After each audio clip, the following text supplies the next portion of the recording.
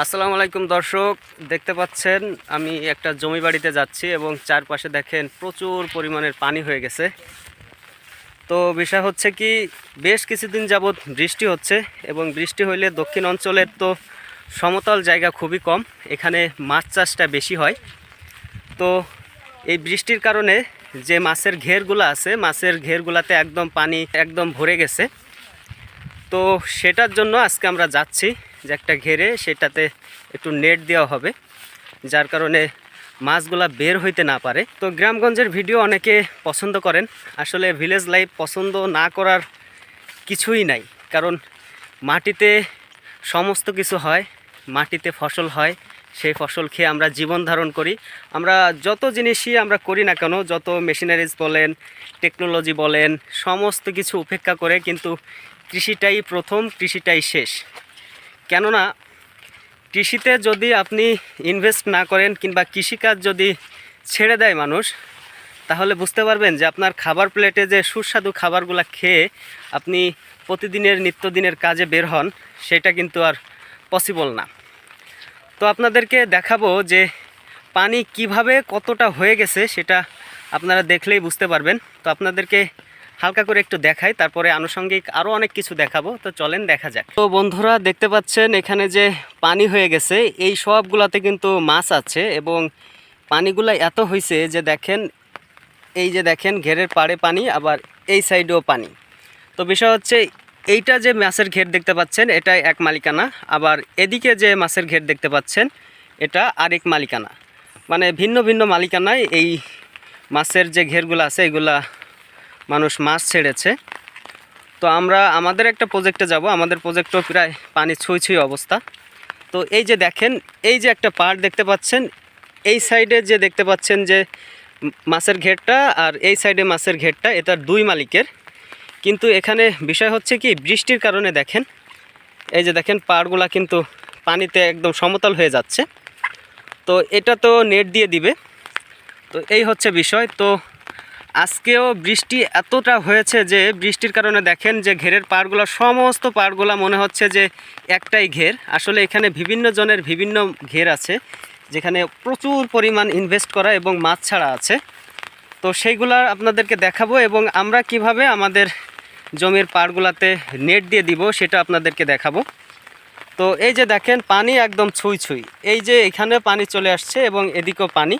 তো মাঝখানে এই যে যে আইলটা দেখতে পাচ্ছেন, এটা আমাদের আঞ্চলিক ভাষায় আইল বলা হয়। তো এই আইলটা যদি ডুবে যায় সেক্ষেত্রে কিন্তু এক ঘেরের মাছ অন্য ঘেরে চলে যাবে। তো বর্ষা হলে এই জিনিসটা খুবই রিস্কে পড়ে যায় কৃষক, কারণ কৃষিতে প্রতিটা কাজই খুবই চ্যালেঞ্জিং বিষয়। তো প্রতি বছরই প্রাকৃতিক কোনো না কোনো দুর্যোগ আসে। তো আমাদের দক্ষিণ অঞ্চলে পানির চাপটা একটু কম, যেরকম অন্য অন্য অঞ্চলে নদী ভাঙন আছে, দেন আপনার বাড়ি ধসে যায়, এরকম ধরনের সমস্যা নাই। কিন্তু আমাদের এদিকে যে মাছের ঘেরগুলো আছে, এই মাছের ঘেরগুলোতে কিন্তু আমাদের এই সমস্যাটা প্রতি বছরই হচ্ছে, বিগত 2-4 বছর ধরে এরকম হচ্ছে। তো এইটা হচ্ছে বিষয়। তো আরেকটা বিষয় হচ্ছে যে এই মাছের ঘেরগুলাতে যে মাছগুলা হয়ে থাকে, এই মাছগুলা দিয়ে কিন্তু বিশাল পরিমাণে একটা ইনভেস্ট, এবং এই ইনভেস্ট দিয়ে একটা কৃষকের সারা বছরের রুটি রুজির ব্যবস্থা হয়, আল্লাহ পাক করে দেয়। কিন্তু সেটা যদি নষ্ট হয়ে যায়, আসলে একজন কৃষকের আর দুঃখের শেষ থাকে না। তো এই যে দেখতে পাচ্ছেন যে ঘেরটা, এটা হচ্ছে আমাদের প্রজেক্ট। তো এই প্রজেক্টের একটা সাইডে আপনার পানিতে প্রায় ডুবাডুবা অবস্থা, সেই পাশেই আমরা আজকে নেট দেব। ওই কর্নারে দেখতে পাচ্ছেন যে আমাদের নেট নিয়ে যাচ্ছি। তো প্রচুর বৃষ্টির কারণে আমরা ক্যামেরা আনতে পারিনি, ফোনের ভিডিও দিয়ে আপনাদেরকে দেখাচ্ছি। যদি ভিডিও কোয়ালিটি একটু পোর হয় তাহলে একটু অ্যাডজাস্ট করে নেবেন, সাউন্ড কোয়ালিটি যদি একটু পোর হয় তাহলে একটু অ্যাডজাস্ট করে নেবেন। তো এইটা হচ্ছে আমাদের প্রচুর পরিমাণ মাছ ছাড়া আছে, এবং সেই সাথে দেখেন যে আমাদের এই যে যে ঘেরের পাড়, এই ঘেরের পাড়ে কিন্তু উস্তা গাছ দিয়ে আছে, অনেকে করলা বলে থাকে, উস্তা করলা সেম সেম প্রায়, দুইটাই তিতা জিনিস। তো এদিকের পানি আর এদিকের পানি প্রায় একই অবস্থা। তো আরেকটা বৃষ্টি যদি জোরে হয়, মনে করেন যে একটা বৃষ্টি যদি আসে সেটা যদি 1-2 ঘন্টা হয় তাহলে কিন্তু এই পানিতে সমস্ত কিছু ডুবে যাবে এবং যে গাছগুলা দেখতে পাচ্ছেন এই গাছগুলা কিন্তু মারা যাবে। তো আপনাদেরকে আরও কিছু বিষয় দেখাবো, চলেন। তো বন্ধুরা, বর্ষা হচ্ছে, বর্ষার সময় কিন্তু ছাতা মাস্ট, আমরা ছাতা নিয়ে আসছি। তবে বৃষ্টিতেও ভিজতে হয়, কৃষিকাজ করতে গেলে রোদে পুড়তে হবে, বৃষ্টিতে ভিজতে হবে, এটাই আসলে একটা কৃষকের জীবন, লাইফ আর কি। তো আমরা যাচ্ছি আমাদের সেই যেখানে পানিতে ডুবে যাচ্ছে সেখানে নেট দিয়ে দিব। তো আমাদের দক্ষিণ অঞ্চলের কৃষিকাজটা এমনই যে অন্য অন্য অঞ্চলের যে কৃষিকাজ দেখেন আপনারা, ওটা সমতল ভূমি, কেউ আলু চাষ করে, কেউ মিষ্টি কুমড়া চাষ করে, কিন্তু আমাদের এদিকের জমিগুলো কিন্তু সমতল না, আমাদের এদিকের জমিগুলো নিচু, আবার উঁচু এলাকা। মানে যে ঘেরের পাড়গুলো আছে আমাদের এদিকে মাছ চাষ হয় প্রচুর, ঠিক আছে, আর ঘেরের যে পাড়গুলোতে এগুলোতে সবজি হয়। তো এইগুলার জন্য আমাদের এদিকে বিখ্যাত।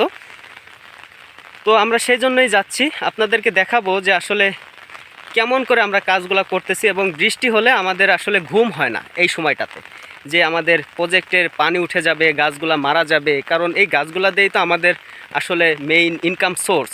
এই সোর্সটা যদি বন্ধ হয়ে যায় সেই ক্ষেত্রে কিন্তু আসলে দুঃখে কষ্টের শেষ থাকে না। যদিও আল্লাহ তাআলা রিজিক লিখে রেখেছে প্রতিটা মানুষেরও, তারপরও আমাদের চেষ্টা তো করতে হবে। যদি আমি চেষ্টা না করি সেই ক্ষেত্রে তো অটোমেটিক কোনো কিছুই হয়ে যায় না। তো আপনাদেরকে দেখাই, এই যে দেখেন এই সাইডেও আমাদের গাছ আছে, আবার এই সাইডে যে ঘেরের পাড় আছে এই পাড়েও আমাদের গাছ আছে, এবং এই যে যে ঘের দেখতে পাচ্ছেন একদম পানিতে ছুঁই ছুঁই অবস্থা। তো এই ঘেরের পাড়গুলা আর 1-2 দিন বৃষ্টি হলে সমস্ত কিছু ডুবে যাবে। তো এই হচ্ছে বিষয়। তো আমরা সেই লক্ষ্যে কাজ করতেছি যাতে আমাদের ফসলগুলো নষ্ট না হয়, আমাদের মাছগুলো যাতে অন্য ঘেরের পাড়ে চলে না যায়, সেই জিনিসটা আমরা করার জন্য এসেছি আজকে মূলত। তো চলেন দেখা যাক আমরা সেই কাজগুলো কিভাবে করি। বন্ধুরা, আপনাদেরকে বলেছিলাম যে আমাদের মাছের ঘেরের প্রজেক্টে পানি হয়ে গেছে, তো সেটারই কাজ করতেছি। এক সাইডে আমরা নেট দিয়ে দিব, তো সেটার কাজ করতেছি। এই যে দেখেন এদিকে পানি, আবার এই ঘেরের এদিকেও পানি, মানে দুই মালিকানা। তো তো এর কারণে হচ্ছে এই নেটটা দেওয়ার ব্যবস্থা করতে হচ্ছে। তো দীর্ঘ 12 বছর প্রবাসে থাইকে এসে এই যে কৃষিতে যে প্রতি বছর লস হয়ে যায়, তুমি তো কৃষিতে 1 বছর আসছো, তা তোমার এটা কি মতামত? কি আসলে মানুষ কৃষিকে কিন্তু অনেক ছোট করে দেখে এখনো। তা তুমি বাইরে থেকে আসছো, একটু অভিজ্ঞতা শেয়ার করো আমাদের সাথে। অভিজ্ঞতা শেয়ার করবো, নিজের থাকলে করতে হবে। এখন লস হোক আর লাভ হোক করাই লাগবে, হ্যাঁ করা লাগবে। দেখতে পাচ্ছেন কিছু দূর পরে পরে এই যে আমাদের খুঁটিগুলো দেওয়া হলো, তো এখন নেটটাও দেওয়া হবে। বিগত বছরের নেট, বিগত বছরে এখানে কিন্তু ব্যাপক আকারে ক্ষতিগ্রস্ত হয়ে গিয়েছিল। তখন আমাদের এই প্রবাসী ভাই ছিল বিদেশে, তখন ওইখান থেকে উনি প্রজেক্টটা আর কি সম্পাদন করতেন আর কি। তো এখন নিজেই করতেছে। আসলে বিদেশ থেকে ফিরে এসে উনি অন্য কোনো ব্যবসায় না যেয়ে, অন্য কোনো পেশায় না গিয়ে উনি কৃষি কাজকে বেছে নিয়েছেন এবং কৃষিকে ভালোবাসেন দেখেই এরকম বড় একটা ইনভেস্ট করতে পারছে। নিচের মাটিটা আর কি শক্তপোক্ত করে দিতে হবে, বুঝছিস? তো যে দেখেন নেটের টানানোর কাজ চলতেছে। আমাদের দক্ষিণবঙ্গে এভাবেই দেয়, বিভিন্ন জায়গায় বিভিন্নভাবে দিয়ে থাকে। তো প্রথমত হচ্ছে একটা সরু করে একটা নালার মতো করতে হয়, ছোট করে, তারপর হচ্ছে নেটের একটা অংশ ভিতরে দিয়ে মাটি চাপা দিয়ে দিতে হয়। তো দর্শক দেখেন আমাদের কিন্তু নেট দেওয়া হয়ে গেছে। তো এই হচ্ছে পানি আর এই হচ্ছে নেট, আবার এই সাইডেও আবার পানি। তো এই সাইডের মাছগুলা যাতে এই সাইডে যেতে না পারে, যার কারণে এই ব্যবস্থাটা করা হলো। তো বৃষ্টি হলে আপাতত এতটুকু সারভাইভ করবে, কিন্তু যদি অধিক বৃষ্টি হয় আবার পুরাটা জমির এরকম একদম ছুঁই ছুঁই পানি অবস্থা, এই যে এরকম। তো এটা আমরা সাদামাটাভাবেই দিয়েছি, কারণ ইমার্জেন্সিভাবে এভাবেই দেওয়া লাগলো আর কি। যদি আবার একটু সময় পাই তাহলে একদম সুন্দর করে 4-5টা দিব ইনশাল্লাহ। তো এই হলো আমাদের আজকের প্রতিবেদন। তো ভিডিওটি কেমন লাগলো অবশ্যই কমেন্ট করে জানাবেন। আর দুঃখভ্রান্ত মন নিয়ে যেতে হচ্ছে, কারণ প্রতিটা ভিডিও আপনাদের খুব হাসি মুখে দেখাই, কিন্তু এই ভিডিওটা সেরকম না। কারণ কৃষকের যখন স্বপ্নের প্রজেক্টের ক্ষতিগ্রস্ত হয়ে যায় তখন আসলে মানসিক অবস্থাও খারাপ থাকে। তো আজকের মতো এতটুকুই। এই যে আমাদের পুরা মাছের ঘেরটা দেখেন, এক ঝলক দেখিয়ে রাখি। তো সব জায়গায় ছুঁই ছুঁই পানি অবস্থা।